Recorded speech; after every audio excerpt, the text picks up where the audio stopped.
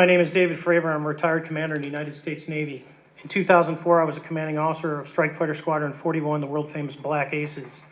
We were attached to Carrier Wing 11, stationed on board the USS Nimitz, and had begun a 2-month workup cycle off the coast of California. Yeah, David Fravor, what a man. CFI for the US Navy. Totally respect what he said. This is David Fravor, obviously in Congress, maybe under oath. This is the testimony you all need to listen to. Listen to every word he says. So for a start, he's confirming he's in a military operational area just off the coast of California. Absolutely. Go on, David. On this day, we were scheduled for a 2v2 air-to-air training with the USS Princeton as our control. When we launched off Nimitz, my wingman was joining up. We were told that the training was going to be suspended and we were going to proceed with real-world tasking. So why was it suspended? It was suspended because the Princeton on radar had seen something. So that meant that although multiple agencies can operate in an MOA, that's the FAA rules, because somebody else operating in their scheduled area, which is controlled airspace to protect it from FAA commercial traffic, wasn't talking to the controller. Why not? The controller of this MOA really need to come on my channel or anybody and explain who was there operating in their MOA that day. That's why their training was suspended. As we proceeded to the west, the air controller was counting down the range to an object that we were going to, and we were unaware of what we were going to see when we arrived. Yeah, they'd seen something on the range. Hear the word the range, so they were definitely on a range. The controller told us that these objects had been observed for over 2 weeks, coming down from over 80,000 feet, rapidly descending to 20,000 feet, hanging out for hours, and then going straight back up for the realize above 80,000 feet is space. This is the most salient point. So for over 2 weeks, the Princeton radar operator had seen these objects going from 80,000 feet down to 20,000 feet and then going back up. All right. That's exactly what a pseudo satellite training mission would do. These are objects in our atmosphere. If this was non-human intelligence, it would have the ability to move in any medium, including space. But this is an object which has to retain in our atmosphere. It's something going from 20 to 80,000 feet. That's exactly what the DOE, the Department of Energy, are interested in building for the NRO, the National Reconnaissance Office, as long loitering pseudo satellites. LEO satellites that actually stay in Earth's atmosphere. A proper satellite only zips past the place that you want to observe, say Gaza or Iran. If you can have a observation device at 80,000 feet way above flight levels, that's exactly what you want. Back when the Tic Tac was seen, this is what they were probably testing. A long loitering human buoyant craft that can change altitude. Carry on, David. You're doing well so far. We arrived at the location at approximately 20,000 feet in a controller called merge plot, which means that our radar blip was now in the same resolution cell as the contact.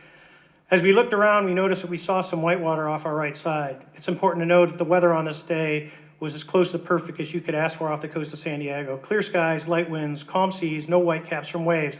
So the whitewater stood out in a large blue ocean. So the white water is really interesting. It implies that whatever made the white water disturbed the water probably from underneath. And again, this is the technology. It could be submarine launched. That would be perfect. If you want to go to a conflict zone with a pseudo satellite long loitering drone, it would be submarine launched. All four of us, because we were in F-18Fs, so we had pilots and Wizzo in the back seat, looked down a small, saw a white Tic Tac object with a longitudinal axis pointing north-south and moving very abruptly over the water like a ping pong ball. There were no rotors, no rotor wash, or any sign of visible control surfaces like wings. As we started clockwise towards the object, my Wizzo and I decided to go down and take a closer look with the other aircraft staying in high cover to observe both us and the Tic Tac. We proceeded around the circle about 90 degrees from the start of our descent and the object suddenly shifted its longitudinal axis, aligned it with my aircraft, and began to climb. And began to climb. Horizontally? No. Climb vertically. We continued down another 270 degrees, nose low, where the Tic Tac, or we considered 270 degrees to where, and we went nose low to where the Tic Tac would have been. Our altitude at this point was about 15,000 feet, and the Tic Tac was about 12,000. So the Tic Tacs coming up, they're going down in a spiral. I mean, planes don't go down vertically, they come down in a spiral descent. So Fravor is descending fast in his F-18 down towards the Tic Tac as it is ascending vertically. Goes onto the object within about a half mile of it. It rapidly accelerated in front of us and disappeared. Our wingmen, roughly 8,000 feet above us, lost contact also. So it rapidly accelerated and disappeared, but the wingman above it also lost contact. He's not being very clear here, and I think this is open for misinterpretation. I think what he's saying is it continued its vertical climb. There's no talk about horizontal because the wingman up above, 8,000 feet above, also lost it. It just continued to climb, in my humble opinion. We immediately turned back to see where the whitewater was at, and it was gone also. Yeah, of course. I mean, it's no longer disturbed the water. It's gone up into high atmospheric, it's going up to 70, 80,000 feet, as they do. So as you started to turn back towards the east, the controller came up and said, "Sir, you're not going to believe this, but that thing is at your cap point, roughly 60 miles away in less than a minute." So this is very confusing. So sure, the controller from the Princeton saw something at the CAP point. CAP is the muster point where Fravor and the other F-18s would go to and then hold there and then one at a time return back to the carrier. Yeah, no, that's really weird. How would a non-human intelligence actually know of a daily scheduled CAP point? I mean, it doesn't make any sense. Only somebody who would know where the Navy CAP point would be able to go there. But Fravor's confused here. He didn't see it go there. He was told that you can't believe it, but the object is at your CAP point. There was no horizontal movement seen or reported by Fravor. It was just at the point. Is it possible that there was another one that came down? But why would it be at the CAP point? Who would know that? I find that very disturbing. I think possibly there were more than one Tic Tac. One went up and one went down, but I'm guessing. I really don't know. Nor does the people on the Princeton. It's not clear. You can calculate the speed. Okay, so that's a great kind of leap of faith. So he's saying where he is, and you can calculate the speed to where the CAP point, so it's implying that it moved horizontally, but nobody saw it moving horizontally. Returned to Nimitz. We were taking off our gear. We were talking to one of my crews that was getting ready to launch. We mentioned it to them, and they went out and luckily got the video that you see, that 90-second video. What you don't see is the radar tape that was never released, and we don't know where it's at, of the active jamming that the object put on an APG-73 radar, and I can get into modes later if you're interested. Okay, active jamming, right, and of course the famous video of it that was filmed on the same day that shows the Tic Tac shape. Please don't confuse all those videos that were released through the newspaper of other Go Fast and Gimbal videos. They're not the Tic Tac. There's only one video of the Tic Tac. By the way, I think the Tic Tac is the most interesting of those three videos and needs to be taken very seriously. Commander Fravor needs to be taken seriously. But he's just said it also does radar jamming. And that's exactly, again, what the Department of Energy and the NRO want in a pseudo satellite. It's a secret device that hovers over a battle zone.